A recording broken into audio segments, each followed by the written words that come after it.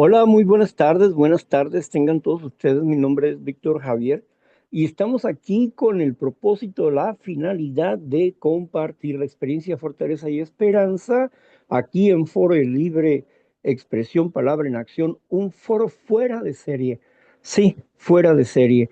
Y saben ustedes, está con nosotros la compañera Karina, que va a ser nuestra coordinadora el día de hoy y nuestra lectora. Por lo tanto, le vamos a dar la bienvenida. Adelante, Karina, adelante. Gracias, buenas noches, buenas tardes, donde ya estén ahora cada uno. Vamos a comenzar hoy con la reflexión de Neuróticos Anónimos del día 9 de junio, creo. Sí, 9 de junio. Dice así el título: Nadie tiene comparación. Y se inicia así: Somos libres de volver a nuestra enfermedad, si así lo deseamos, pero por supuesto preferimos estar bien. La etiología de la enfermedad y la salud mental y emocional, página 26.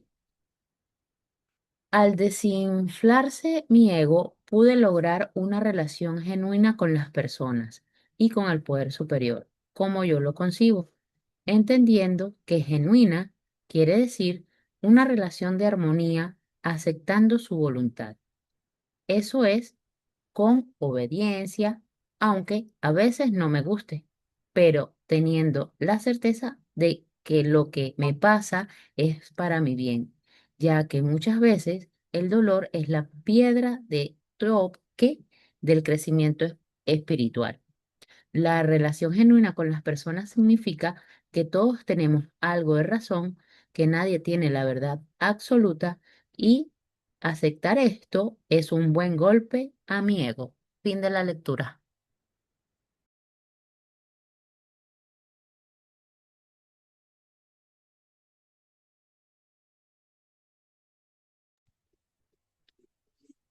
Hace tiempo que no escuchaba esa frase, la piedra de toque del crecimiento espiritual, el dolor. Bueno, aprender a ser humilde es un trabajo de cada día, pero hay algo que nos ayuda a ser humilde, nuestra historia. Los golpes que nos ha propinado la vida por causa de nuestra enfermedad, nos trajo aquí a la puerta de un grupo. Y en él empezamos a ver cosas que antes no podíamos ver en su exacta forma. Algunos se enamoraron de los grupos y se quedaron enclaustrados en ellos. Aprendieron a vivir en la cueva de la consolación, mas no de la recuperación. Quedaron atrapados en ese ir y venir y sostenerse de esa manera porque no podían avanzar más en su recuperación. Se conformaron con abstinencia, intentaron cambiar, pero no pudieron y prefirieron seguir practicando otros defectos de carácter que podían ocultar fácilmente o difícilmente, pero que les daba un placer y una seguridad. Cada quien decide cómo estar, enfermo o saludable. ¿Será real esta pregunta? Para mí no, no es real. ¿Por qué? Porque la persona que no tiene la disponibilidad de recuperarse no puede decir que se ha recuperado y que ha vuelto atrás, porque tuvo un tiempo de abstinencia o porque estuvo un tiempo dentro de un grupo que probó y no le dio resultado y se volvió de nuevo a la enfermedad. La realidad es que no es fácil quedarse y empezar a trabajar para caminar por principios espirituales para desarrollar la habilidad de amar a través de ser sinceros y humildes. Es un trabajo duro, difícil. y para unos es imposible. Si no tienen los requisitos, seguir concienzudamente este camino, ser sinceros y permanecer en la búsqueda de la liberación. Por eso me encuentro con personas que tienen 30, 40 años y que están lidiando con problemas de adolescentes. Esa es la realidad de las cosas. Quisiera que no pasara eso, pero no es mi deseo el que se va a cumplir. Eso depende de cada persona. Gracias. Gracias, Víctor. Bueno, ahora continuamos con la parte donde nos quedamos la semana pasada con respecto al tema. El tema principal es la autoestima y nos quedamos desglosando el punto 3.4, que el subtítulo se lee así: elementos forjadores de una autoestima alta.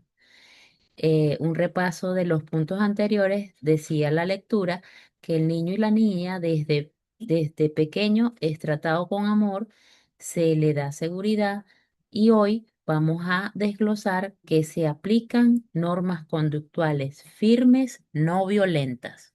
Fin del punto.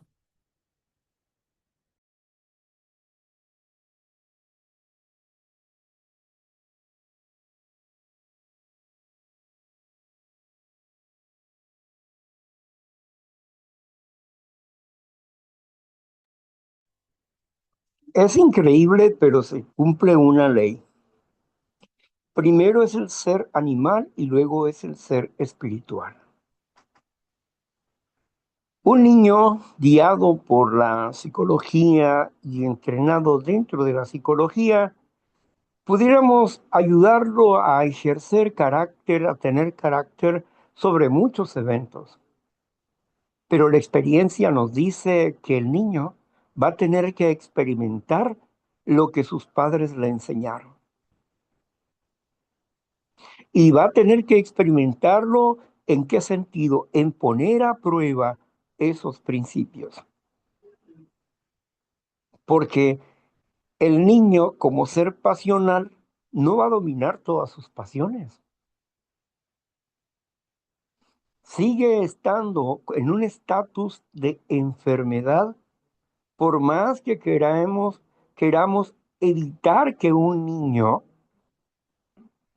se enferme emocionalmente o espiritualmente, es imposible. Es imposible.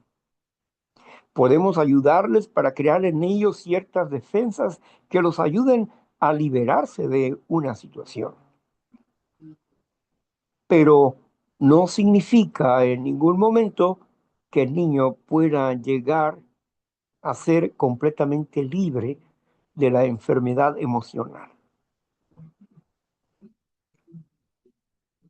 Por eso es importante entender que los parámetros que estamos viendo aquí en autoestima es principalmente para los adultos. La pedagogía dentro del esquema educacional ha fallado. Y eso lo entendemos por la experiencia de miles y millones de personas que han experimentado la corrección que la psicología ha hecho y han experimentado los errores de la psicología. Por eso no podemos tomar a pie juntillas las cosas que expresan, porque de acuerdo a la experiencia humana, nos dice que no importa en qué cuna nazcas, ni qué filosofía tengas, ni qué conocimiento tengas de niño o de adolescente, tendrás problemas emocionales, sentimentales, problemas de comprensión, problemas de desarrollo social, los tendrás. Por más cuidado que hayan tenido tus padres para cubrirte y para enseñarte y para tratar de corregir el carácter. Esas cosas te ayudan, pero no te curan, no te sanan la vida. Ese es el problema real, que tarde o temprano los padres van a tener que sufrir una desilusión, porque no se puede hacer perfecto a otra personita cuando uno mismo es imperfecto. El mundo no es perfecto, ni la educación es perfecta, y nosotros nos proyectamos dentro de una imperfección. Como lo decía la reflexión hace un momento,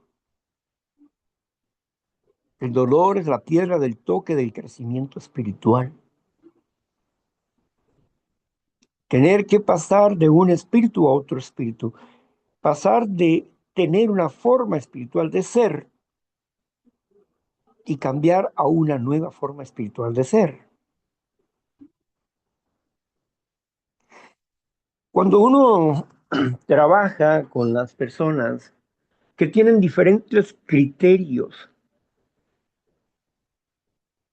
con hijos que vienen de agnósticos, ateos, beligerantes, creyentes, antes creyentes. He visto a hijos de los creyentes estar resentidos duramente con sus padres. Y no solamente en la religión más grande existente, ¿no? Popular, no. En otras religiones que son más disciplinarias. Así que no he encontrado perfección en ninguna de las religiones y en todas he encontrado algunas fallas. Y lo comprendo porque somos humanos. Y como me dijo un amigo querido, nunca vas a encontrar tú un grupo de personas eclesiástico o cualquier otro tipo de grupo que sea perfecto. Todos estamos buscando perfeccionarnos, mejorar la vida, pero no hay grupos perfectos, aunque a veces nos parezca eso. Por eso vivir bajo el enfoque de la realidad es comprender que podemos equivocarnos. La reflexión hablaba acerca de que la verdad es relativa. Bueno, para el ser humano sí. Y que por lo tanto podemos estar equivocados. Sí, desde el punto de vista humano sí. Pero desde el punto de vista de Dios, no. No es que nosotros seamos perfectos, no. Pero es Dios quien tiene la respuesta perfecta. Porque Él es perfecto. Porque Él es justo, bueno y misericordioso. Porque nos comprende. Porque nos creó, porque nos hizo. Comprende cómo somos y qué es lo que necesitamos para perfeccionar nuestras vidas y qué es lo que Él necesita que nosotros le demos para mejorar nuestra existencia. Así que la responsabilidad del crecimiento espiritual no recae solamente en Dios, sino en nosotros mismos, de acuerdo al crecimiento de nuestros entendimientos y valores. Por eso, ayudar al niño a crear un carácter afable, bueno, amable, cariñoso, dadivoso, es bueno, pero no significa que vaya a ser lo mejor. ¿Por qué? Porque tendrá que probar todo ese conocimiento. Los hijos prueban el conocimiento. Por eso un proverbio dice claramente, enseña al niño en su camino y cuando sea viejo, no se apartará de él. ¿Qué está diciendo? Que cuando enseñas a alguien en el camino es posible que se te pierda, que se te vaya al monte.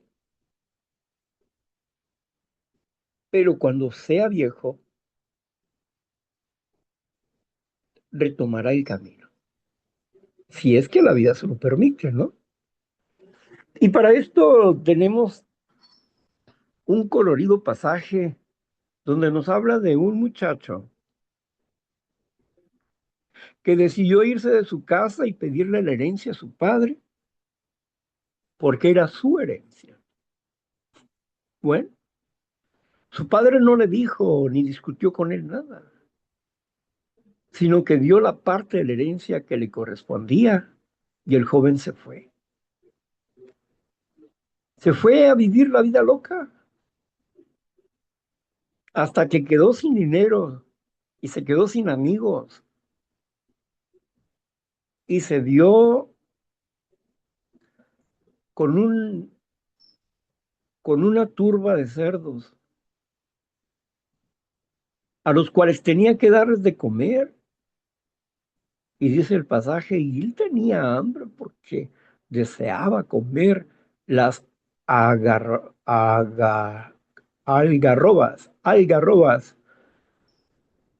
que comían los puercos. Pero ese dolor lo hizo meditar sobre su propia situación. Y dijo, volveré a mi padre, pues allá en la casa de mi padre los empleados comen mejor. No tengo por qué estar aquí. Voy a ir a mi padre y le voy a decir que he estado mal con Dios, con él y con todos. Pero que no me acepte como un hijo, que me acepte como un empleado. Él entendía que no merecía nada, pero su padre lo estaba esperando y su padre lo restituyó. Instruye al niño en su camino y cuando fuera viejo no se apartará de él. ¿Se dan cuenta en lo que nos leyó Karina sobre eso? No pensemos que porque usemos el conocimiento espiritual o el conocimiento psicológico para enderezar a un niño o para ayudarle a amar, a desarrollar el amor, el cariño, la atención, etcétera. No pensemos que eso va a salvar su vida. Le puede ayudar mucho en la vida, pero aún así los padres sentirán que se han equivocado en algo, porque nunca se es perfecto. Y no digo que no lo hagan, digo que hay que hacerlo y con todo entusiasmo, porque lo que le enseñes en sus primeros días son tan básicamente importantes que cuando ellos salgan de la ofuscación, entenderán que es tiempo de volver a casa. Y retomarán el camino. Yo he visto a gente que cuando se mueren sus padres cambian. Así que tengamos fe y confianza. Hagamos lo mejor posible de acuerdo a nuestra fe, a nuestra esperanza. Pero no esperemos que todo salga perfecto jamás. Jamás esperamos que todo salga perfecto, porque vivimos en un mundo injusto, lleno de imperfecciones, y nosotros mismos somos imperfectos, como decía la reflexión, ¿verdad? Que el hecho de admitir que para el ser humano la verdad es relativa, significa que puedo estar equivocado. Es un buen comienzo con la honestidad. Reconocer nuestra propia verdad. Gracias. Gracias. El siguiente punto de los elementos forjadores de autoestima alta en un niño dice así, se enseña a respetar a las personas. Fin, ese. Naturalmente. El respeto a los mayores fue algo primario que en lo personal me dieron. y el respeto a las autoridades. Hasta donde yo pude he respetado a las autoridades. Cuando he estado preso me he sujetado a la autoridad y no me ha ido mal. No me he rebelado contra la autoridad, sino al contrario. Me he convertido en un sirviente de la autoridad. De alguna forma u otra me he salido del camino, sí, pero siempre respeté a la autoridad. Nunca le puse la mano a una persona que, que fuera anciano o mujer, nunca. Yo creo que a la persona que más le falté con su autoridad fue a mi madre.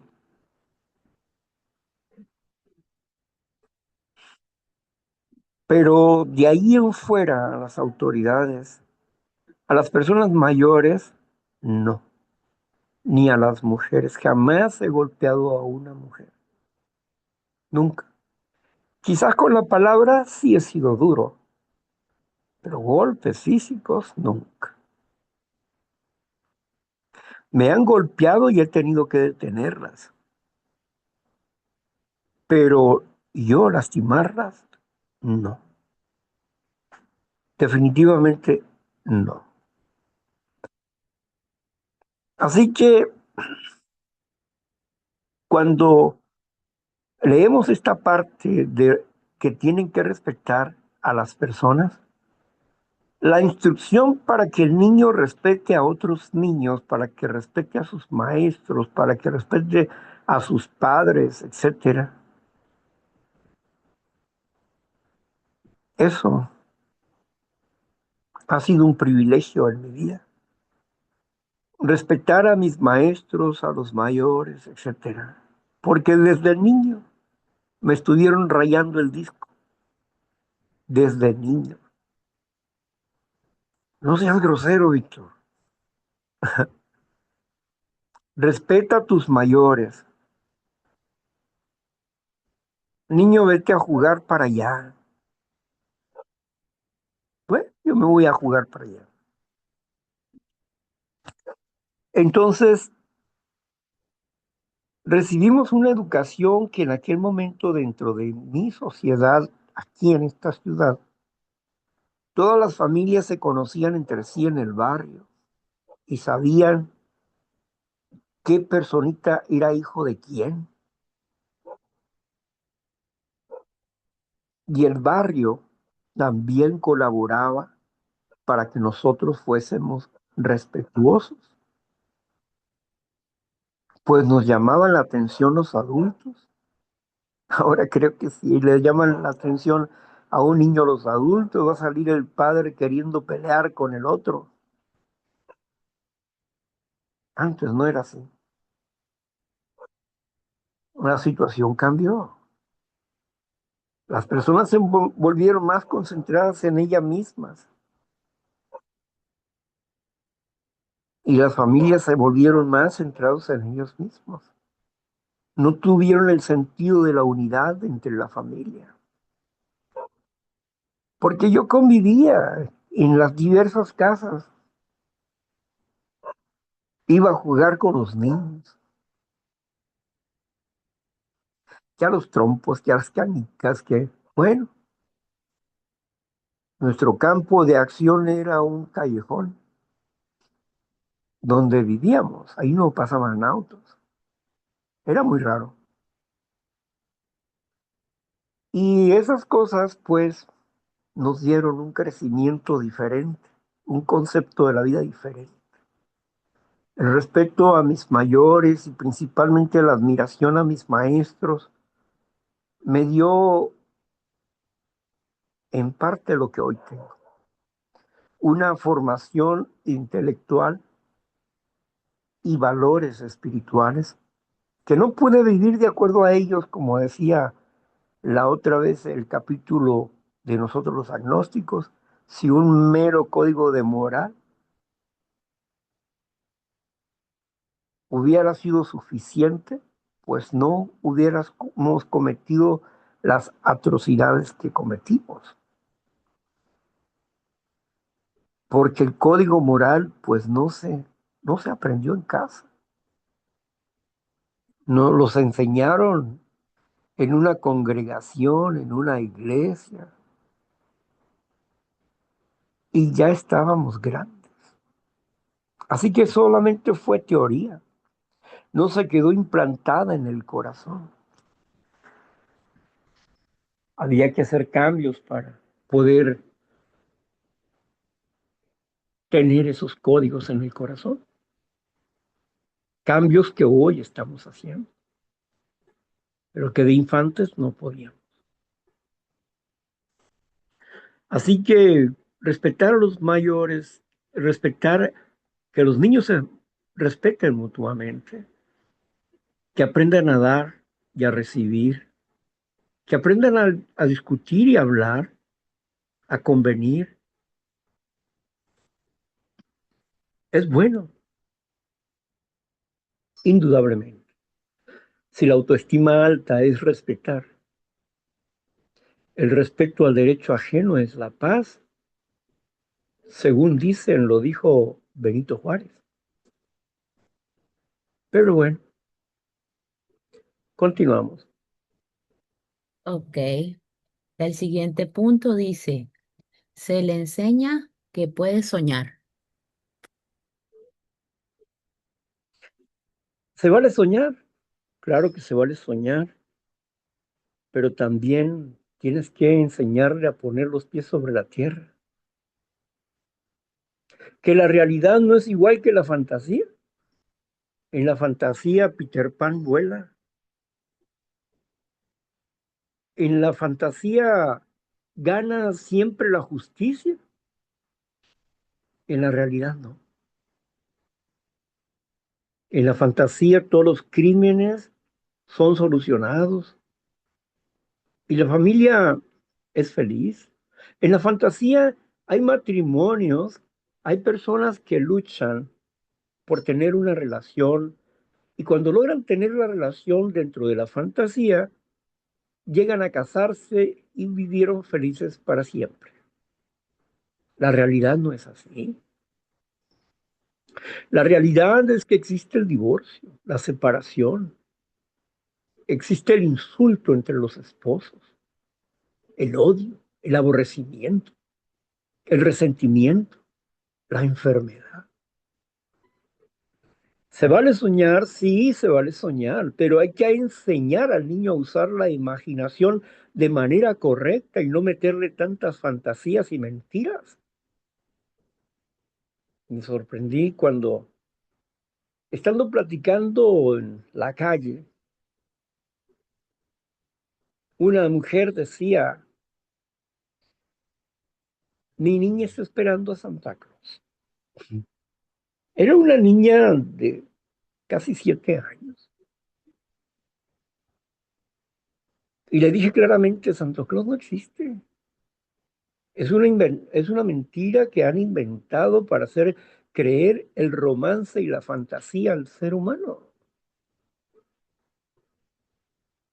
Es una mentira. No, no, no. Es que sí es una verdad. No digas eso delante de mi niña. ¿Por qué no le voy a decir la verdad? Tarde o temprano lo vas a ver y vas a ver que tú le has mentido.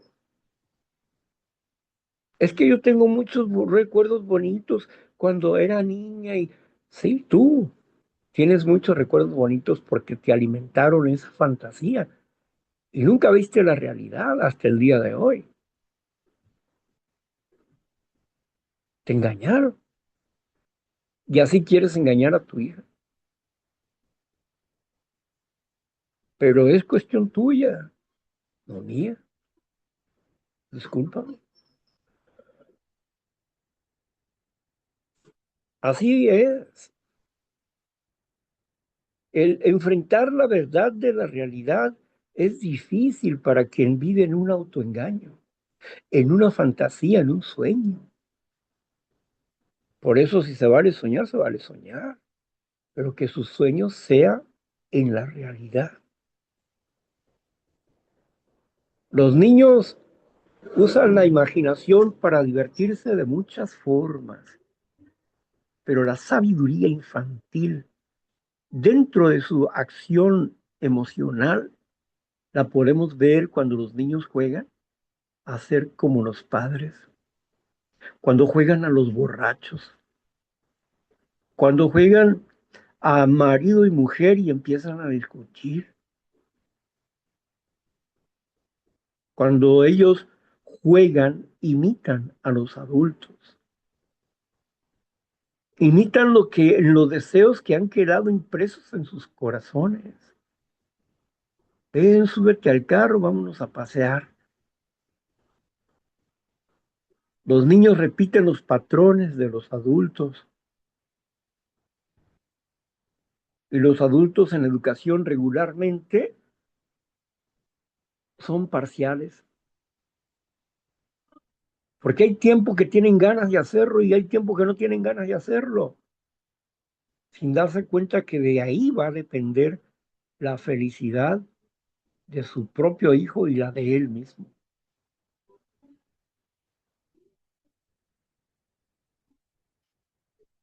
Por eso, de pronto, alguien se expresa y dice, pues, que quiere que le arreglemos la vida a alguien. No podemos arreglar la vida a nadie. Necesitamos la voluntad, la confianza de la persona para poder ayudarle, no arreglarle la vida. Y si no se esfuerza, no se puede.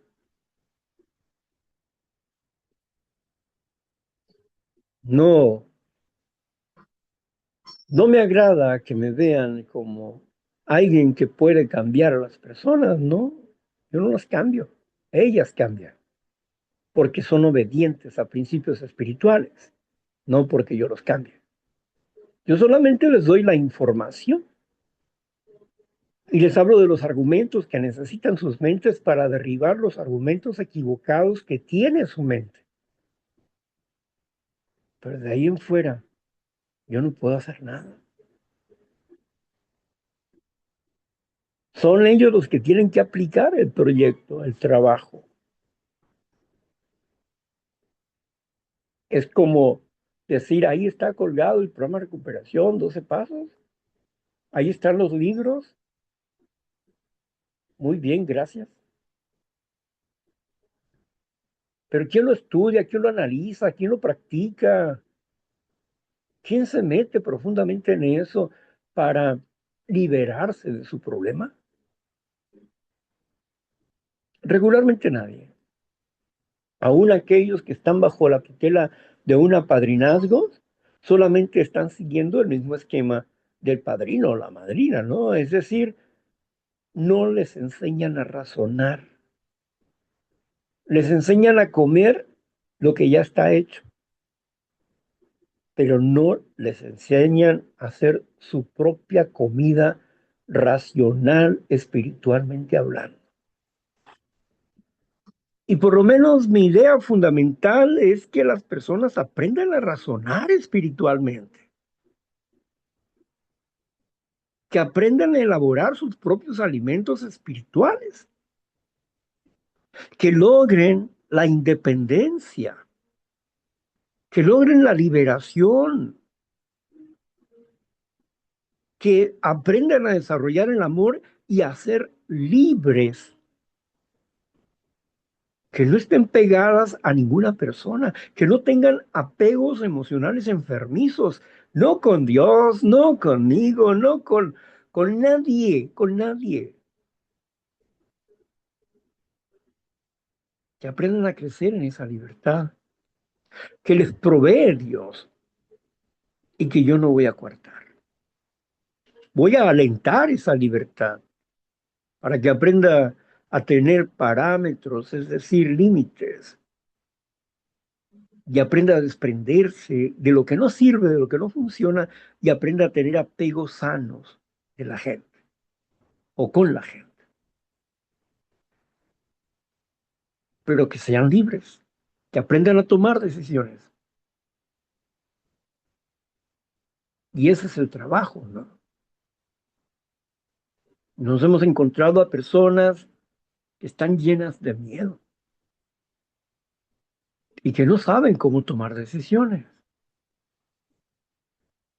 Y hemos tenido que ser fuertes algunas veces y otras veces llevarlos de la mano y otras veces comprenderles en qué punto del crecimiento están. Pero al principio era frustrante. Al principio sí, porque queríamos ver resultados, resultados en las demás personas. Queríamos ver resultados que a veces ni nosotros teníamos. Éramos como fariseos, poniendo cargas sobre los demás y tú no las llevas. Como alguien dijo, ¿verdad? Por ahí. Fui con, fui con mi ayuda espiritual a hablarle de un problema, pero resulta que él ya tiene ese problema. ¿Cómo me puede ayudar si él mismo tiene el mismo problema? Es como llevarle un dolor de muelas a una persona que sufre del dolor de muelas. No te va a poder ayudar. Al menos que los dos juntos vayan al consultorio y se saquen la muela que no sirve. Lo mismo sucede en la vida, ¿no? Tenemos fe en que nos va a ayudar a alguien porque tenemos simpatía, pero no por el conocimiento o la disciplina. Eso no nos agrada. Pero bueno, todo es parte del desarrollo de la vida. Y pues estamos aquí en Foro de Libre Expresión, Palabra en Acción, dando por terminado nuestra reunión en el asunto del tema. Pero a ver si hay algunas personas por ahí que quieran compartirnos, que quieran ayudarnos con el tema o que tengan su propio tema, su propia situación, como quiera que sea. Aquí está la compañera Karina, quien se va a hacer cargo de eso. Yo solamente voy a cerrar la grabación, no sin antes agradecer a Karina por haber estado con nosotros hoy, aquí, con este tema autoestima.